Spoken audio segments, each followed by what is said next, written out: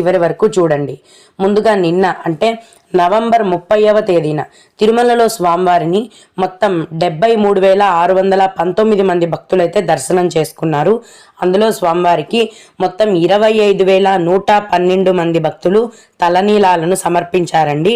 నిన్నటి రోజున తిరుమలలోని శ్రీవారి హుండీ యొక్క ఆదాయం అనేది 3,35,00,000 రూపాయలు.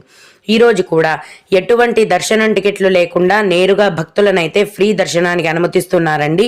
ఇలా టికెట్స్ లేకుండా నేరుగా వెళ్లే ఫ్రీ దర్శనానికి ఈరోజు 12 గంటల సమయం అనేది పడుతోంది. అలాగే తిరుపతిలో ఇచ్చే సర్వ దర్శనం టికెట్లను తీసుకొని దర్శనానికి వెళ్లే భక్తులకైతే దర్శనానికి దాదాపుగా 4 గంటల సమయం పడుతోంది. 300 రూపాయల దర్శనం వారికి మరియు 500 రూపాయల దర్శనం వారికి దర్శనానికి 3 గంటల సమయం అనేది పడుతోంది. ఈ రోజు కూడా చిన్న పిల్లల సుపదం ఇన్ఫాంట్ దర్శనం అనేది ఉందండి. చాలా మంది భక్తులు ఈరోజు